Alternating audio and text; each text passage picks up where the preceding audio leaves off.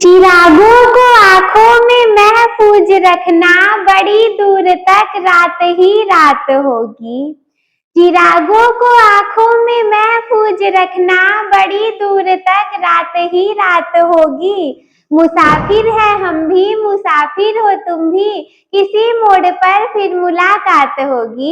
Hello मेरे प्यारे छोटे भाइयों बहनों, मैं कोमल स्वागत करती हूँ आप सभी का हमारे आज के इस वीडियो में। तो आज मैं आप लोग के लिए लेकर के आई हूँ, जैसा कि आप सभी लगातार देख रहे हैं, जितने भी ऑफिशियल मॉडल पेपर रिलीज किए गए हैं हमारे बोर्ड्स की तरफ से, तो वो सारे पेपर हम आप लोग के लिए लेकर के आ रहे हैं। और आज के इस वीडियो में हम लेकर के आए हैं 8 का पेपर एनालिसिस प्रतिदर्श प्रश्न पत्र, जो कि 2025-26 बोर्ड एग्जामिनेशन के लिए बहुत ज्यादा इंपॉर्टेंट है। मे भी बहुत सारे क्वेश्चन इसे रिलेट कर सकते हैं। और ये आपका केवल एक प्रश्न पत्र है जो कि चित्रकला आर्ट से रिलेटेड है, कक्षा 10 वाले हमारे भाइयों बहनों के लिए। इस संकेतांक और विषय कोड का कोई मतलब नहीं है, मतलब बस इतना है कि आपका एग्जाम का जो पेपर होगा उसमें भी कुछ ऐसा ही लिखा होगा, तो दैट इज वाई ये चीजें ऐसे इसमें लिख करके दे दी गई हैं। जितने भी पेपर होते हैं वो सारे हल करने के लिए हमें 3 घंटे 15 मिनट का समय मिलता है, तो सेम एज इट इज हमें इस वाले पेपर में भी मिल जाएगा। 30 अंक के आपके जो है ना वो प्रैक्टिकल के लिए नंबर मिल जाते हैं, तो पूर्णांक आपका ये 70 अंकों का हो जाएगा। इसके बाद कुछ सामान्य निर्देश दिए होते हैं जो कि सारे पेपर में सेम रहते हैं, वो इसमें भी सेम रहने वाले हैं। नोट की बात करें तो स्टार्टिंग के जो 15 मिनट होंगे वो हमारे परीक्षार्थियों को प्रश्न पत्र पढ़ने के लिए निर्धारित रहेंगे, और कुछ इसमें निर्देश दिए रहेंगे। जैसे कि निर्देश नंबर पहला है कि अपना अनुक्रमांक दिए गए ड्राइंग शीट के कवर पेज पर स्पष्ट रूप से अंकों एवं शब्दों में लिखित तथा केंद्र व्यवस्थापक की हस्ताक्षर युक्त मुहर प्रत्येक प्रश्न पत्र पर लगवा करके कक्ष निरीक्षक से सभी पृष्ठों पर स्पष्ट हस्ताक्षर भी कराना है। अब इसमें आपको आंसर शीट राइटिंग वाली कॉपी तो मिलेगी नहीं, ड्राइंग शीट आपको मिल जाती है, तो वही जो ड्राइंग शीट आपको मिली रहेगी उसी ड्राइंग शीट के कवर पेज पर स्पष्ट रूप से अंकों और शब्दों में आपको अपना अनुक्रमांक, अपना जो रोल नंबर है वो साफ साफ अच्छे शब्दों में लिख देना है, और सारे पे हस्ताक्षर और मुहर ये सब लगवा लीजिएगा। इसके बाद दूसरा वाला निर्देश आपके सामने क्या मिल जा रहा है कि प्रश्न पत्र 3 खंडों में विभक्त है और तीनों खंडों को हल करना जरूरी है। बहुत ज्यादा निर्देश नहीं है इसमें, केवल ये पहला और दूसरा निर्देश है। पहला आप लोग समझी गए, दूसरे में है कि प्रश्न पत्र 3 खंडों में विभक्त हो जाएगा और तीनों खंडों को हल करना आपके लिए जरूरी हो जाएगा। बस हमारे पेपर की स्टार्टिंग फिर यहाँ से हो जाएगी। पेपर हमारा खंड क वाला यहाँ से फिर स्टार्ट हो जाएगा। देखो, अब खंड क वाला आपके सामने है, तो 3 खंडों में विभाजित है। खंड क वाला स्टार्ट हो गया। पहला है कि इस खंड में आलेखन कला और प्राविधिक कला के प्रत्येक के आपको 20 एमसीक्यू यानी कि 20 बहुविकल्पी प्रश्न मिल जाएंगे, जिसमें से किसी एक के 20 बहुविकल्पीय प्रश्नों के उत्तर आपको देना है। मिलेंगे आलेखन कला और प्राविधिक कला के दोनों के मिलेंगे, और जिसमें से आपको किसी एक के 20 एमसीक्यू के आंसर देने रहेंगे। दूसरा है कि आपके द्वारा आलेखन कला और प्राविधिक कला में से जिस भाग का चयन किया गया हो उसे ओएमआर शीट पर अवश्य अंकित करना है।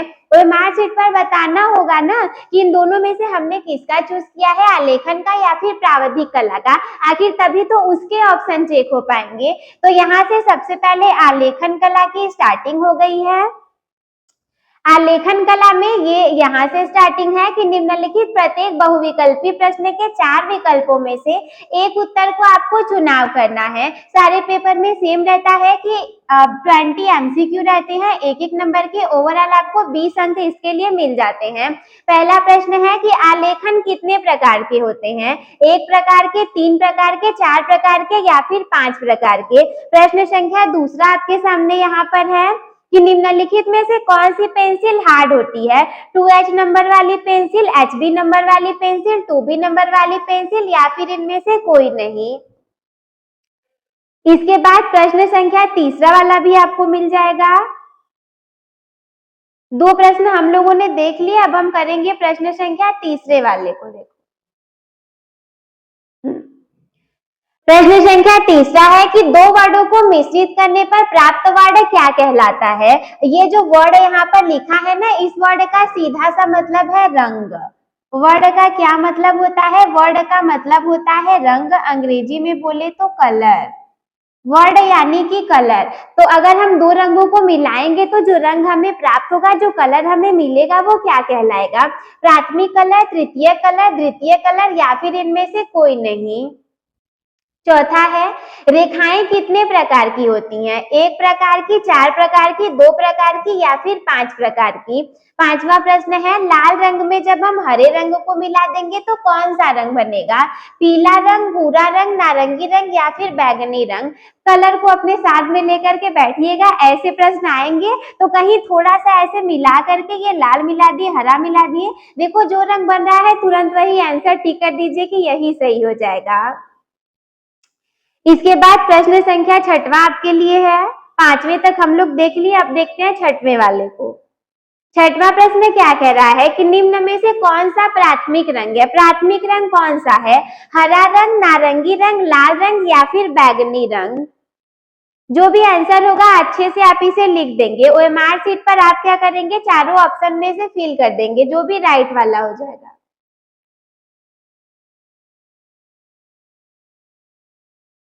इसके बाद सातवां वाला प्रश्न आपके सामने है कि कला शब्द किस भाषा का है? कला जो शब्द है वो कौन सी भाषा का है? हिंदी भाषा का, पाली भाषा का, संस्कृत भाषा का या फिर बंगला भाषा का। आठवां वाला प्रश्न, काला का विरोधी रंग कौन सा होता है?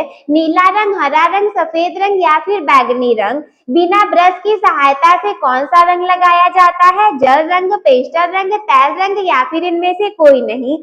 प्रश्न संख्या 10वां, किस ब्रश की सहायता से सबसे पतली लाइन खींची जा सकती है?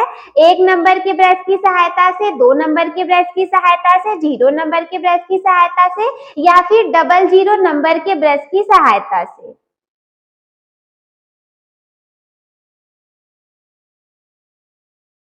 इसके बाद 11वें वाले प्रश्न को हम देखेंगे, 10वां वाले तक आप देख लिए। लाल रंग में सफेद रंग मिलाने से कौन सा रंग बनता है? बैगनी रंग, गुलाबी रंग, नारंगी रंग या फिर काला रंग। इंद्रधनुष के रंग चक्र में प्रथम रंग कौन सा है? बैगनी रंग, हरा रंग, पीला रंग या फिर लाल रंग। लाल रंग किस प्रकार का होता है? उष्ण प्रकार का, शीतोष्ण प्रकार का, शीतल प्रकार का या फिर इनमें से कोई नहीं।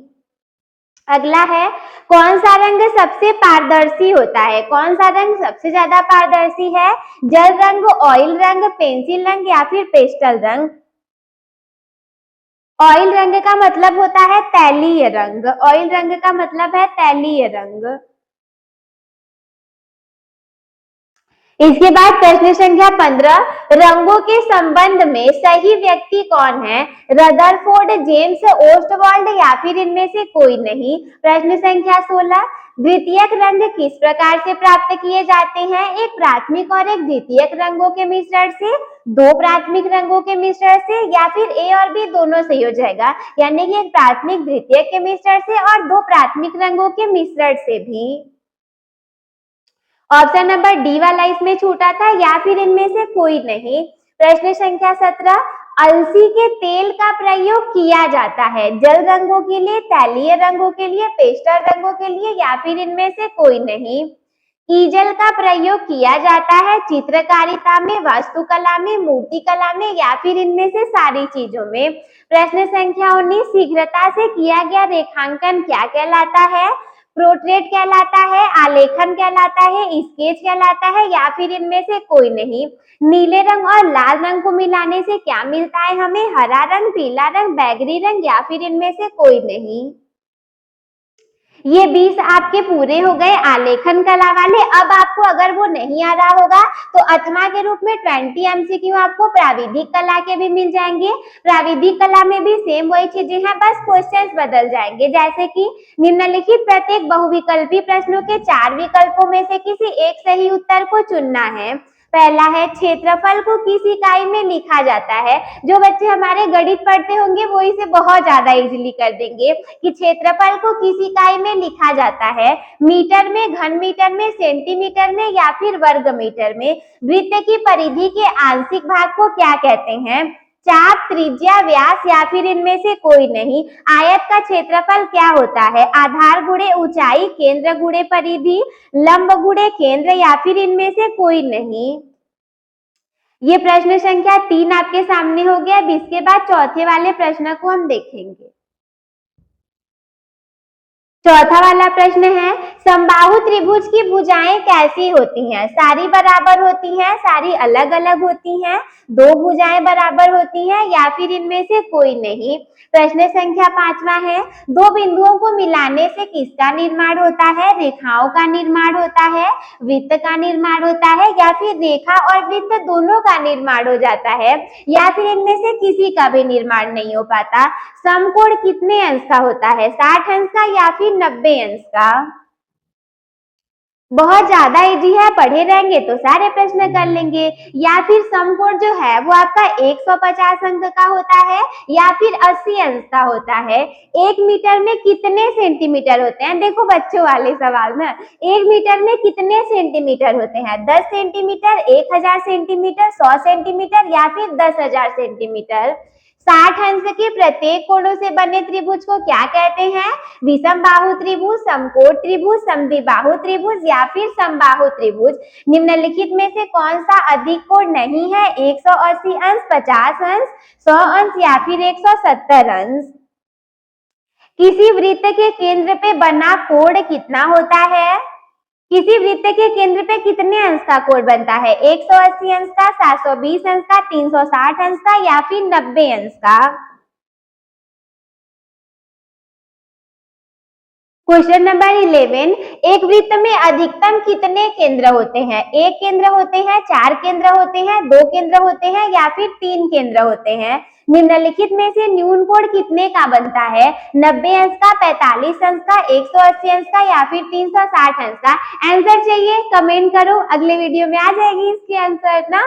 प्रश्न संख्या 13, चार रेखाओं से घिरी आकृति को हम क्या कहते हैं? आयत कहते हैं, वर्ग कहते हैं, चतुर्भुज कहते हैं या फिर ये सारी चीजें कहते हैं। किसी संपूर्ण कोण का अंश क्या होता है? 90 अंश, 180 अंश, 45 अंश या फिर 360 डिग्री।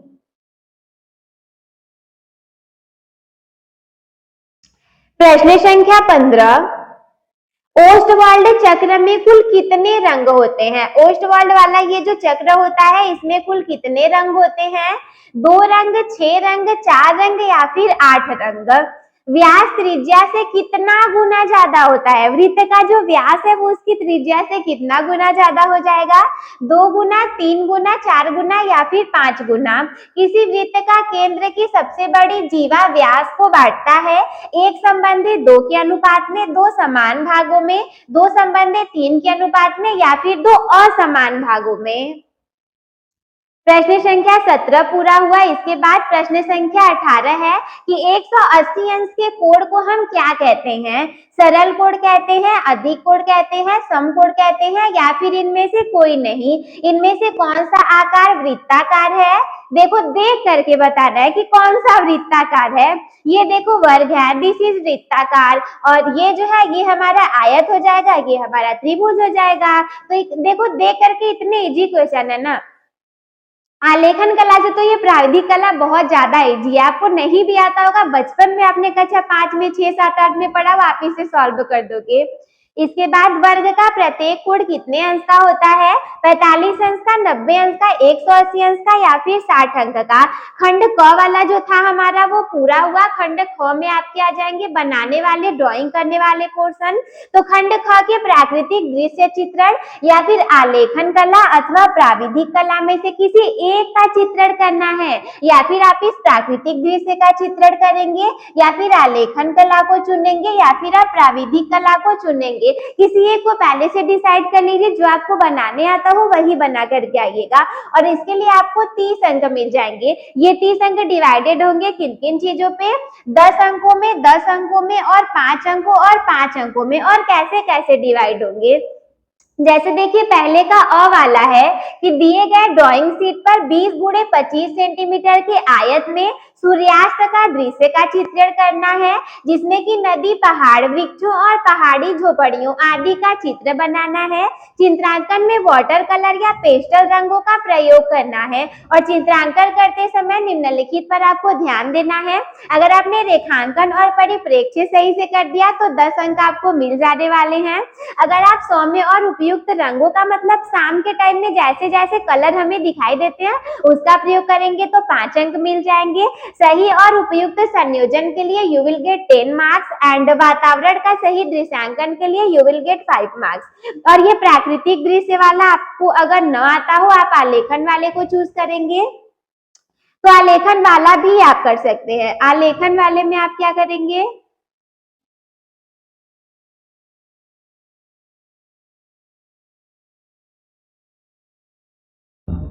हाँ देखो, प्राकृतिक दृश्य चित्रण करना चाहे तो ये आलेखन वाला आप सॉल्व कर लीजिए। आलेखन में देखो वो अ वाला था, ये ब वाला है कि 8 सेंटीमीटर के व्यास के वृत्त में एक आकर्षक आलेखन की रचना करना है, जिसमें कि गुलाब का फूल हो, पत्तियां हो, कलियां हो और मछली भी होनी चाहिए। मछली के संयोजन के साथ हो, आलेखन में मछली का लय पूर्ण संयोजन हो और रंग योजना उत्तम हो। किन्हीं 3 जल रंगों से इसे आपको पूर्ण करना है।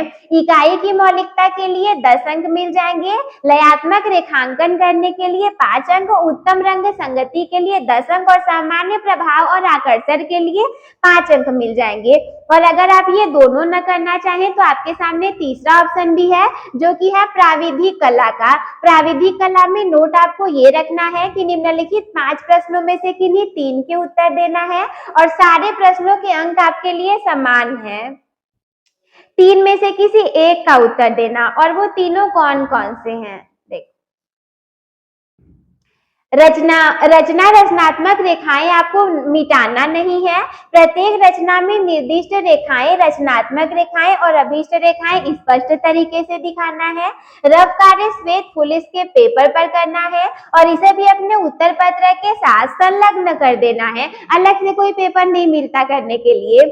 अब देखो पहला वाला, एक 5 सेंटीमीटर भुजा के वर्ग के अंतर्गत बड़े से बड़ा अर्धवृत्त खींचिए। अर्धवृत्त में यहाँ पे रहेगा अर्धवृत्त ना, समटाइम्स पेपर में मिस प्रिंटिंग हो जाती है बट आप ध्यान रखो कि ऐसे ही हमें करना है। बी वाला है 3.5 यानी कि 3.5 सेंटीमीटर भुजा के समखष्टभुज के अंतर्गत एक वर्ग क ख ग घ की रचना करना है। या फिर सी वाला, एक आयत जिसका की आधार 4.5 सेंटीमीटर, चौड़ाई 3 सेंटीमीटर है के क्षेत्रफल के बराबर एक वर्ग की रचना करना है। डी वाला, एक समबाहु त्रिभुज के क्षेत्रफल के बराबर एक वर्ग की रचना करना है। ये जो गणित वाले बच्चे होंगे वो बिल्कुल मस्त से करके आ जाएंगे। ई वाला है कि एक मापनी खींचना है जिसमें कि 4 सेंटीमीटर 1 मीटर की दूरी प्रदर्शित करती है एवं जिसमें मीटर एवं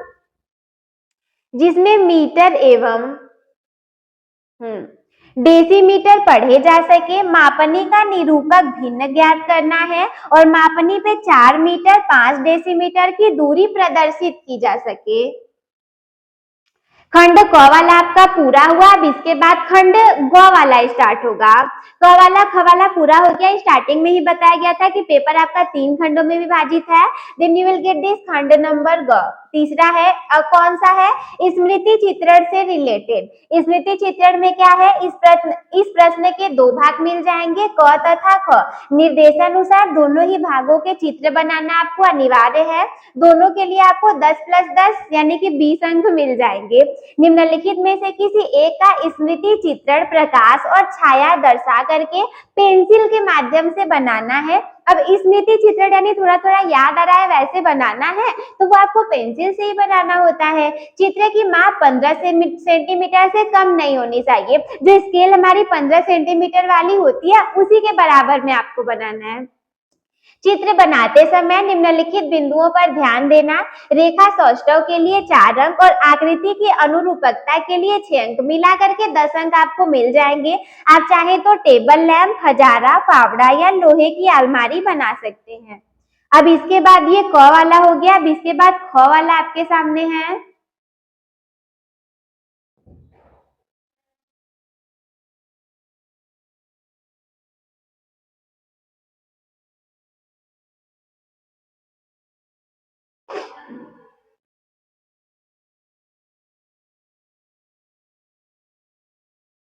अब इसके बाद ख वाला देखिए है कि निम्नलिखित में से किसी एक का स्मृति चित्रण छाया प्रकाश दर्शाते हुए पेंसिल के द्वारा पूर्ण करना और चित्र 15 मीटर से कम ना हो। जैसे कि दो पत्तियों सहित आप आम को बना सकते हैं, प्लेट में रखा सेब बना सकते हैं, सलजम बना सकते हैं या फिर बैगन बना सकते हैं। ऐसा मत सोचो कि कला में कम नंबर आते हैं, अरे कला में बच्चों के बहुत अच्छे अच्छे नंबर आते हैं ना, आना चाहिए आपको बनाने। और अगर ये नहीं आप कर पाओगे तो अथवा के रूप में भारतीय चित्रकला संबंधी भी आपको मिल जाएंगे, ये भी सेम 20 अंकों का ही है। और दूसरे का क वाला है कि भारतीय चित्रकला रेखा प्रधान है, इसका आपको वर्णन करना 10 अंकों के लिए, या फिर अजंता में चित्रित जातक कथाओं का वर्णन करना, इस पे भी आपको 10 अंक मिल जाएंगे। अथवा के रूप में प्रागैतिहासिक कालीन चित्रों का वर्णन करना, वो तो दूसरा का क वाला था। अब ख वाले में है कि निम्नलिखित प्रश्नों में 4 विकल्प दिए गए हैं, सही विकल्प चुन करके क्रमवार आपको लिखना है 10 अंकों के लिए, यानी कि 10 MCQ। जैसे अजंता में कुल कितनी गुफाएं हैं? 25 गुफाएं, 29 गुफाएं, 32 गुफाएं या फिर 27 गुफाएं। मुगल काल के प्रसिद्ध चित्रकार कौन थे? राम सुंदर जी, मंसूर जी, रामलाल जी या फिर विसंदान जी। पंचमढ़ी की गुफाएं कौन से प्रांत में है? बताओ, पंचमढ़ी की गुफाएं कौन से प्रांत में है? उत्तर प्रदेश में, मध्य प्रदेश में, महाराष्ट्र में या फिर गुजरात में? अब इसके बाद प्रश्न संख्या चौथा है,